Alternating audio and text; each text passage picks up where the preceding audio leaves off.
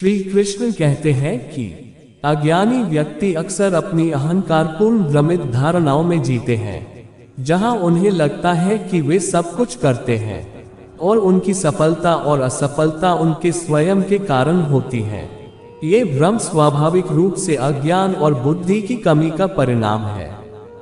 जब व्यक्ति प्रकृति और उसके कार्यों के प्रति निरंतरता को नहीं समझता है, तो उसके अंत में अहंकार का नाश होता है।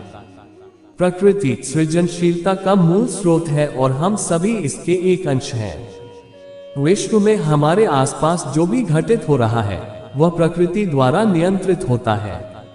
सृष्टि की गति, सौरमंडल की चाल, मौसम के परिवर्तन, पौधों की वृद्धि, जीवों का जन्म और मरण सब इस नियमितता के अंतर्गत घटित होता है। हम इस संसार में बस एक कर्मठ तत्व है, जो कि अपने कार्यों के फल का नियंत्रण नहीं कर सकता है।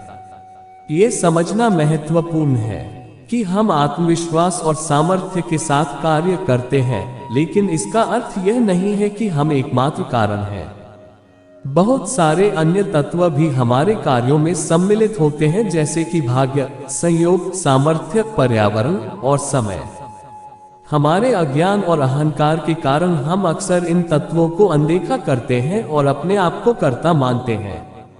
वेदांत और धार्मिक शास्त्रों में इस तत्व को अहंकार कहा जाता है, जो अहम आत्मा के आधार पर क्रिया करने वाली बुद्धि को लेकर उत्पन्न होता है। यह अहंकार हमारे मन की मिथ्या पहचान है, जिसके कारण हम स्वयं को संकल्पित कर्ता मानते हैं। इसके परिणामस्वरूप हम आस्तिकता और अविश्वास के बाहर अहंकार के जाल में फंस जाते हैं और खुद को सबसे महत्वपूर्ण मानते हैं। अज्ञानी व्यक्ति अपने अहंकार में इतना अधीन हो जाता है कि उसे अनुभव करने की क्षमता नहीं होती है कि सब कुछ ईश्वर के द्वारा हो रहा है और उसकी सफलता और असफलता का भी उसी के नियंत्रण में है। उसे यह समझने की क्षमता नहीं होती है कि उसके द्वारा किए जा रहे कार्यों में उसकी सीमितता है और बाकी विश्व के तत्वों का भी योगदान होता है। ज्ञानी व्यक्ति विचार करता है कि अहंकार के आवेग में जीने से हम स्वयं को सीमित करते हैं। उसे यह बात स्पष्ट होती है कि हम सिर्फ एक उपकरण हैं जो प्रकृति के नियमों के अनुसार कार्य करता है। ज्ञानी व्यक्ति समस्त चराचर जगत के नियमों को समझता है और इस प्रकार वह अहंकार से मुक्त होकर एकात्म होता है। अहंकार का पतन या नाश होना वास्तविकता में मुक्ति का मार्ग है। जब हम अपने अहंकार को छोड़कर सामर्थ्य, शक्ति और सफलता के सभी स्रोतों को ईश्वर में पहचानते हैं, तभी हम संपूर्णता की अनुभूति कर सकते हैं। अहंकार का पतन हमें वास्तविक तत्व और सत्य की ओर प्रवृत्त करता है और हमें सांसारिक बंधनों से मुक्त करके आत्मज्ञान की प्राप्ति का मार्ग दिखाता है। इस प्रकार अहंकार के मूल्यांकन और अज्ञान के प्रति जागरूकता के माध्यम से हम स्वयं को सत्य के प्रतीक्षा और प्रेम के साथ जोड़ सकते हैं। ये ज्ञान और अनुभव का एक अद्वितीय साधन है, जो हमें संपूर्णता और आनंद की अनुभूति कराता है। इस प्रकार अहंकार के पतन के माध्यम से हम आत्म उन्नयन, स्वतंत्रता और शांति की प्राप्ति का मार्ग अपना सकते हैं। ज्ञानी व्यक्ति अक्सर अहंकार में खो जाता है और गलत फहमी पाल लेता है कि वह सबका करता है। वह भ्रमित हो जाता है कि सभी कार्य उसी के द्वारा किए जा रहे हैं, जबकि वास्तविकता यह है कि उन कार्यों का निर्माण और प्रभाव प्रकृति द्वारा हो रहा है।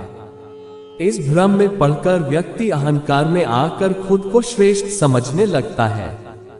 हालांकि इस अहंकार के कारण उसका पतन निश्चित होता है, क्योंकि इसमें अज्ञान का आवरण स्थापित हो जाता है और वह वास्तविकता से अलग हो जाता है। आध्यात्मिक और दार्शनिक परंपराओं में अहंकार का विवेचन गहराई से किया गया है। योग, ब्रह्मचर्य, वेदांत, बौद्ध और जैन धर्म सभी में अहंकार की उच्चता और निम्नता के विषय में चर्चा की गई है। ये सामान्यतः स्वयं को ईश्वर के समान समझने और अपने आप को सर्वश्रेष्ठ मानने की भावना से उत्पन्न होता है। अहंकार अज्ञान का एक प्रमुख कारण होता है। जब व्यक्ति ज्ञान और अनुभव की कमी से पीड़ित होता है, तो वो अपनी प्राकृतिक और आत्मिक स्वभाव की अस्तित्व से विरहित हो जाता है। इस प्रकार उसे लगता है कि उसका अस्तित्व अलग है और वह एकमात्र करता है। इस भ्रम के कारण वो अहंकार का आवरण बांध लेता है और अपनी असली स्वभाव से दूर हो जाता है। आध्यात्मिक ज्ञान के प्रकाश में व्यक्ति जागृत होता है कि सभी कार्य प्रकृति द्वारा ही होते हैं। प्रकृति का नियम और क्रियाएं हमारे जीवन में निरंतर चल रही होती हैं और हम उनके संगठन और परिणाम का हिस्सा हैं। हम एक व्यक्तित्व और आगंतुक नहीं हैं, बल्कि हम प्रकृति के साथ अभिन्नता और एकता का अनुभव करते हैं।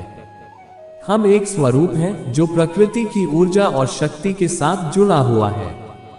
ज्ञानी व्यक्ति अहंकार के द्वारा नहीं बल्कि स्वयं को प्रकृति के साथ मेल करता है और उसकी गतिविधियों के साथ सहजता से सहयोग करता है। वह जानता है कि उसका अस्तित्व संपूर्णतः अंतर्गत और संगठित है और इसलिए वह उसका एक साधारण तत्व है जो सबका हिस्सा है। अहंकार की मृत्यु उसके सत्य स्वरूप के प्रतिकूल होती है।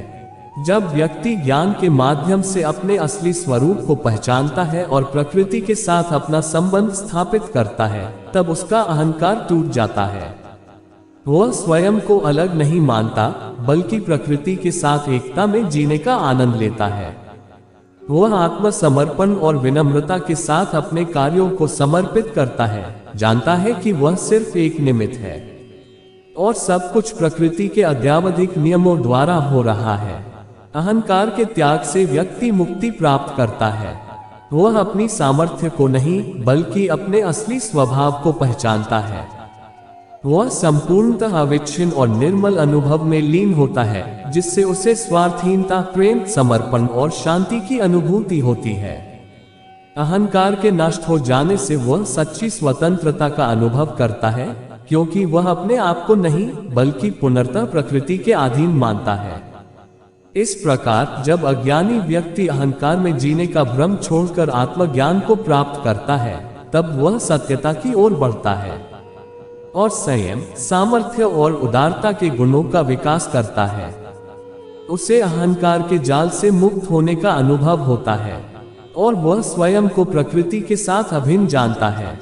इस प्रकार अज्ञानता से मुक्त होकर व्यक्ति सच्ची ज्ञानिता की ओर अग्रसर होता है और अपने असली स्वरूप को पहचानता है। अगर आपको हमारी वीडियो अच्छी लगती है तो लाइक करें, हमारे चैनल को सब्सक्राइब करें और ज्यादा से ज्यादा शेयर करें। धन्यवाद।